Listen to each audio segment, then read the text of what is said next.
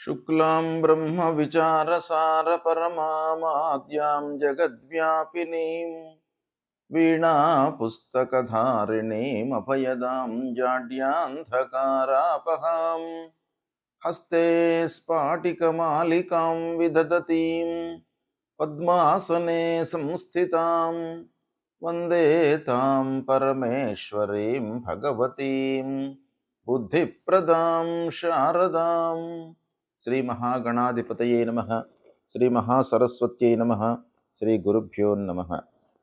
పంచగ్రహ కూటమి ఈ సంవత్సరము 2026వ సంవత్సరంలో మనకు 17 ఫిబ్రవరి 2026 రోజున ఉదయం 9:06 నుండి 19 ఫిబ్రవరి 2026 మధ్యాహ్నం 3 గంటల వరకు చంద్రుడితో కూడుకున్నటువంటి పంచగ్రహ కూటమి.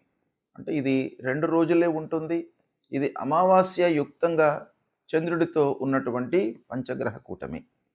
అంటే ఈ 5 గ్రహాల లోపల సూర్యుడు, చంద్రుడు, శుక్రుడు, బుధుడు, రాహువు వీళ్ళు ఇన్వాల్వ్ అయి ఉన్నారు. అంటే చంద్రుడు, సూర్యుడు, రాహువుతో ఇన్వాల్వ్ అయి ఉన్నటువంటి ఈ పంచగ్రహ కూటమి 2 రోజులు ఉంది. ఇందులో అమావాస్య కూడాను సంభవిస్తుంది. ఇది ఒక పంచగ్రహ కూటమి. తర్వాత రెండవసారి కూడాను మనకు పంచగ్రహ కూటమి వస్తుంది. అది 23 ఫిబ్రవరి 2026 రోజున మధ్యాహ్నం 11:48 నుండి 1 మార్చి 2026 అర్ధరాత్రి 12:57 వరకు ఇక్కడ కుజుడితో కూడుకున్నటువంటి పంచగ్రహ కూటమి ఏర్పడుతుంది. అంటే ఈ పంచగ్రహ కూటమిలో చంద్రుడు లేడు. చంద్రుడిని మినహాయించి, అంటే చంద్రుడు కాకుండా మిగతా గ్రహాలతో ఏర్పడేటువంటి పంచగ్రహ కూటమి అన్నమాట. ఇది ఎక్కువ రోజులు ఉంటుంది. చంద్రుడితో ఇన్వాల్వ్ అయి ఉన్నటువంటి పంచగ్రహ కూటమి 2-2.5 రోజులే ఉంటుంది. చంద్రుడు లేకుండా మిగతా గ్రహాలతో ఏర్పడినటువంటి పంచగ్రహ కూటమి కనుక ఇది ఎక్కువ రోజులు. అంటే 23 ఫిబ్రవరి నుండి మనకు 1 మార్చ్ అర్ధరాత్రి వరకు ఉంటుంది. అంటే ఇక్కడ 5 రోజులు, ఇది 1 రోజు.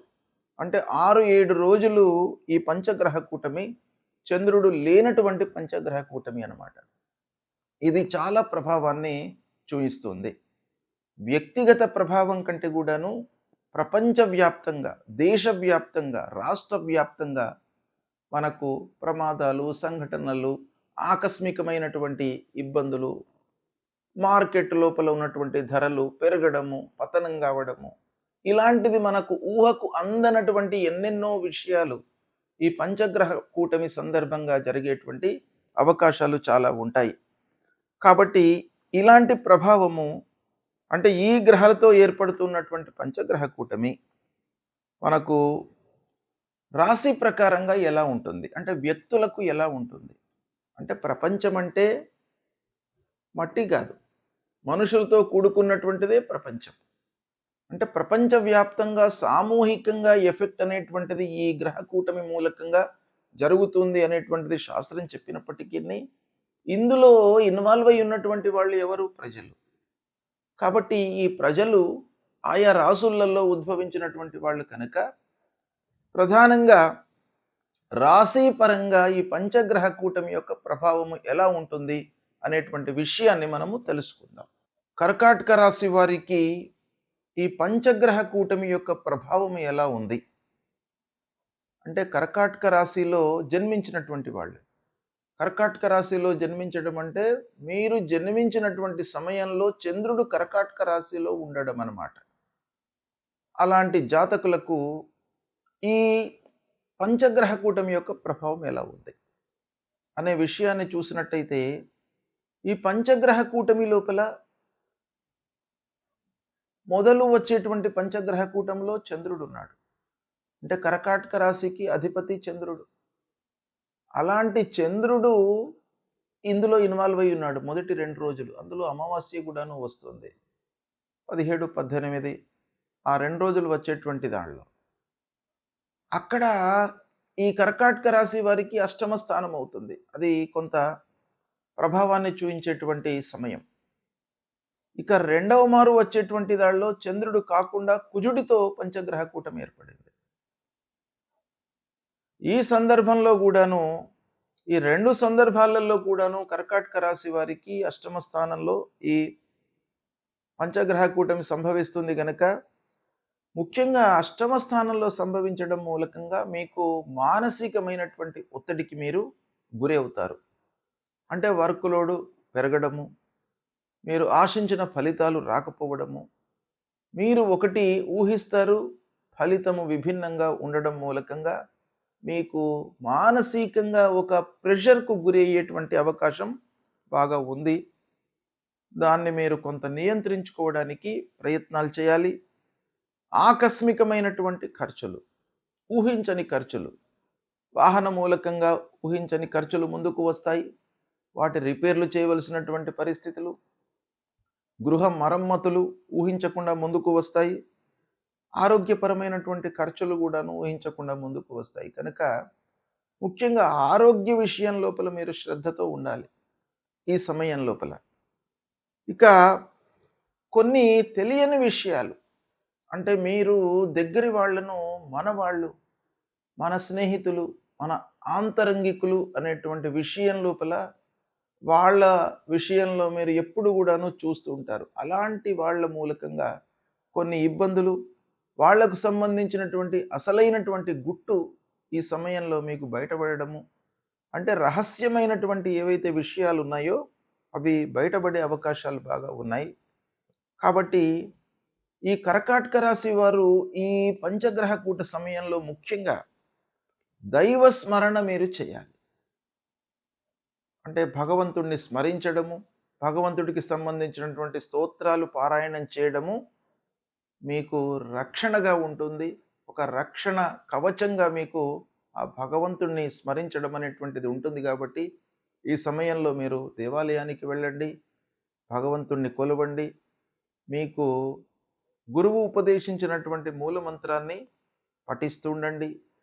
ఈ సమయంలో మీకు మంచి జరుగుతుంది. పంచగ్రహ కూటమి అంటే ఏమిటి? ఈ గ్రహాలు ఒక్క రాశిలో సంచరించడం మూలకంగా ఎలాంటి ఫలితాలు ఉంటాయి? అసలు ఈ గ్రహ కూటమి అనేటువంటిది ఎలా ఏర్పడుతుంది అనే విషయాన్ని మనము ఒక్కమారు చూసినట్టయితే, సాంప్రదాయ జ్యోతిష్యంలో మనకు 9 గ్రహాలను మనము తీసుకుంటాము లెక్కలోకి. వాటి యొక్క చలనము, వాటి యొక్క సంచారాన్ని దృష్టిలో పెట్టుకొని ఫలితాలను మనం చెప్పడం జరుగుతుంది. సూర్యుడు, అంగారకుడు, బుధుడు, గురువు, శుక్రుడు, శని, రాహువు, కేతువు, ఇవి 9 గ్రహాలు. రాహువు, కేతువు ఎప్పుడు కూడాను వాళ్ళు సమసప్తక స్థితి లోపల ఉంటారు. అంటే ఒకరి నుండి ఒకరు 180 డిగ్రీస్లో ఉంటారన్నమాట. అంటే రాహు, కేతువులు ఎప్పటికి కూడాను కలవడం అనేటువంటిది జరగదు. అయితే మిగతా 8 గ్రహాలు కలవడానికి అవకాశాలు ఉంటాయి.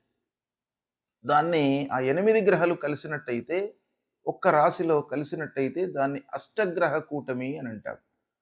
అంటే 8 గ్రహాలు ఒక రాశిలో చేరి సంచరించడం అన్నమాట. అదేవిధంగా షష్టగ్రహ కూటమి, పంచగ్రహ కూటమి అనేటువంటిది మనకు ప్రధానంగా వీటి యొక్క ఫలితాలు ఈ గ్రహాలు కలవడము అనేటువంటిది సంభవిస్తూ ఉంటుంది. అయితే ముఖ్యంగా ఈ పంచగ్రహ కూటమి అని అంటే 5 గ్రహాలు, ఈ 9 లోపల 5 గ్రహాలు ఒక రాశిలో చేరినవి. అంటే కుంభరాశిలో ఈ 5 గ్రహాలు సూర్యుడు, అంగారకుడు, బుధుడు, శుక్రుడు, రాహువు. శని మీనరాశిలో ఉన్నాడు, కేతువు సింహరాశిలో సంచరిస్తున్నాడు. చంద్రుణ్ణి మినహాయించి మనం చూసినట్టయితే 5 గ్రహాలు కుంభరాశిలో చేరినవి. ఈ కుంభరాశిలో సంచరించడాన్ని మనం ఏమంటాం? పంచగ్రహ కూటమి అని అంటాం. ఈ పంచగ్రహ కూటమి మూలకంగా మనకు ఎలాంటి ఫలితాలు ఉండబోతున్నాయి, ఎలాంటి ఫలితాలు ఉంటాయి జనరల్గా అనే విషయాన్ని మనం చూసినట్టయితే, సామూహిక కర్మ ఫలితాలను ఒక్కసారి బయటకు తీసుకువచ్చేటువంటి ఒక స్థితి ఏర్పడుతుందన్నమాట ఈ కూటమి సమాగమం మూలకంగా. అంటే గ్రహాలన్నీ కూడాను కలిసి సంచరించడం మూలకంగా సామూహికంగా కర్మలు, సామూహికంగా చేసేటువంటి పనులపై మనకు ఎక్కువ ప్రభావాన్ని చూపిస్తుంది. అంటే దీని సూక్ష్మంగా మనం చూసినట్టయితే ఇది వ్యక్తుల కంటే కూడాను ఈ గ్రహ కూటమి మూలకంగా కలిగేటువంటి ఫలితాలు ప్రపంచవ్యాప్తంగా, దేశవ్యాప్తంగా, రాష్ట్ర వ్యాప్తంగా ఎక్కువగా ప్రభావాన్ని చూపిస్తాయి. అంటే ప్రపంచవ్యాప్తంగా ఎలా ఉంటాయి, ఎక్కువ సంఘటనలపై ప్రభావం చూపిస్తుంది గనక ప్రపంచ స్థాయిలో ఎలాంటి ప్రభావాలు ఉంటాయి, ప్రపంచ స్థాయిలో మనకు ఉండేటువంటి ప్రభావము సంఘటనలు ఏంటంటే రాజకీయ పరంగా, రాజకీయంలో ప్రపంచవ్యాప్తంగా దేశాలలో రాజకీయ మార్పులు, ప్రభుత్వాలపై ప్రజల యొక్క అసంతృప్తి, నియంతృత్వ పాలనలకు చరమగీతం పాడడము, అంటే నియంతృత్వ పాలనలు బలహీనపడము, తర్వాత కొత్త రాజకీయ కూటమిలు ఏర్పడము, అంతర్జాతీయ ఒప్పందాలు, యుద్ధాలు, ఉద్రిక్తతలు, వీటిపైన కూడాను చాలా ప్రభావం చూపిస్తుంది. అంటే సరిహద్దు వివాదాలు మళ్ళీ చెలరేగే అవకాశాలు ఉంటాయి. ఆయుధ పరీక్షలు, సైనిక కదలికలు, శాంతి చర్చలతో పాటు ఆకస్మికమైనటువంటి ఘర్షణలు, ఇక ఆర్థిక వ్యవస్థపై కూడాను ఈ పంచగ్రహ కూటమి యొక్క ప్రభావం ఉంటుంది. అంటే ప్రపంచ మార్కెట్ లోపల అస్థిరత అనేటువంటిది చోటు చేసుకుంటుంది. అంటే బంగారము కానివ్వండి, చమురు, డీజిలు, కరెన్సీలపై ఊగిసలాట, అంటే అస్థిరత ఏర్పడుతుంది. కొన్ని దేశాలకు భారీ నష్టం వాటిల్లేటువంటి అవకాశాలు ఉంటాయి. కొన్ని దేశాలకు ఆకస్మిక లాభం చేకూరుతుంది. అంటే ఒక దేశానికి నష్టం జరుగుతుంటే ప్రపోర్షనల్గా ఇంకో దేశము లాభపడేటువంటి అవకాశాలు మనకు ఉంటాయి. అవన్నీ కూడాను ఈ యోగం మూలకంగా సంభవించే అవకాశాలు ఉంటాయి. అంతేకాకుండా ప్రకృతి లోపల వైపరీత్యాలు ఏర్పడతాయి.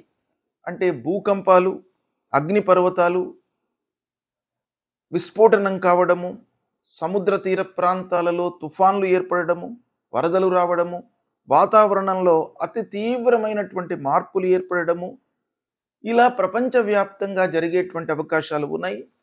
ఇక దేశీయంగా భారతదేశంలో ఎలాంటి ప్రభావం చూపిస్తుంది అనంటే పాలన పైన, రాజకీయాలపైన ప్రభావం చూపిస్తుంది. కేంద్ర రాష్ట్రాల మధ్య అధికార ఘర్షణలు తలెత్తేటువంటి అవకాశాలు ఉంటాయి. కీలక చట్టాలు, విధాన మార్పులు, ప్రజల ఉద్యమాలు పెరిగే అవకాశం ఉంటుంది. దేశీయంగా కూడాను ఆర్థికపరమైనటువంటి రంగం పైన ఎఫెక్ట్ కనబడుతుంది. అంటే స్టాక్ మార్కెట్లు ఆకస్మిక పతనము, పునరుద్ధరణ, వ్యవసాయము, మౌలిక వసతులు, పెద్ద పెట్టుబడులపై ప్రభావము, కొత్త పన్నులు లేదా ఆర్థిక విధానాలు, భద్రతపై, రక్షణపై కూడాను ప్రభావం చూపిస్తుంది. ఇలా దేశం పైన, రాష్ట్రం పైన మనకు తీర ప్రాంతాలపైన ప్రభావం చూపిస్తుంది. రాష్ట్రానికి సంబంధించినటువంటి ఖనిజాలు, పరిశ్రమలు, వ్యవసాయం ప్రధానమైనటువంటి రాష్ట్రాలు ఏవైతే ఉన్నాయో ఆ రాష్ట్రాల లోపల వర్షపాతము అసమానతగా ఉండడము, అంటే మనకు కాలానికి అనుగుణంగా వర్షాలు పడకపోవడము, దాన్ని అసమతుల్యంగా వర్షాలు పడడము, తద్వారా పంటల ధరల లోపల మార్పు, ఇవన్నీ కూడాను ఉండే అవకాశాలు ఉంటాయి. ఇక వీటన్నికి తోడుగా ఆధ్యాత్మికంగా మనకు మార్పులు వస్తాయి. అంటే ఇన్ని కష్టాలు ఒక పక్కన వచ్చే అవకాశాలు ఉంటాయి కాబట్టి సహజంగా మానవుడి లోపల ఆధ్యాత్మికత అనేటువంటిది పెరుగుతుంది. అంటే ప్రజల లోపల ధ్యానము, భక్తి ప్రపత్తులు, ఆధ్యాత్మిక చింతన, తర్వాత పాత సంప్రదాయాలకు సంబంధించినటువంటి విషయాలపై మనస్సు నిలపడము, సంప్రదాయ గ్రంథాలను చదవడము, గురువులను సేవించడము, సాధువులను సందర్శించుకోవడము, ఇలాంటి ఫలితాలు మనకు పంచగ్రహ కూటమి మూలకంగా ఓవరాల్గా ఉండే అవకాశాలు ఉంటాయి. వీటి నుండి అధిగమించడానికి మన సంప్రదాయం ప్రకారంగా ఏవైతే చెప్పారో, ఏం చెప్పారు, ఇలాంటి విపత్తులు జరుగుతున్నటువంటి సమయం లోపల మానవులందరూ కూడాను భగవంతుడిని ఆరాధించడము, భగవంతుడికి కావలసినటువంటి జప తపాదులు, హోమాలు చేయడము, తద్వారా ఇవన్నీ కూడాను తగ్గేటువంటి అవకాశాలు ఉన్నాయి. మన హిందూ సాంప్రదాయంలో ఒక ఉత్కృష్టమైనటువంటి స్థితి మానవుడికి ఇచ్చింది. ఏంటంటే కరెక్షన్ చేసుకోవడానికి విపత్తులు సంభవించినప్పుడు భగవంతుణ్ణి మీరు ఆరాధన చేసినట్టయితే తప్పకుండా ఇవన్నీ కూడాను తగ్గుతాయి అనేటువంటిది ఒకటి మనకు శాస్త్రంలో చెప్పింది ఉన్నది. కాబట్టి ఇలాంటివి జరుగుతున్నప్పుడు భగవదారాధన, హోమాలు, యాగాలు, స్తోత్ర పారాయణాలు నిరంతరము చేయడం మూలకంగా ఇలాంటి ప్రభావాలు తగ్గి ప్రజల లోపల సుఖశాంతులు కలిగేటువంటి అవకాశాలు ఉంటాయి. శుభం.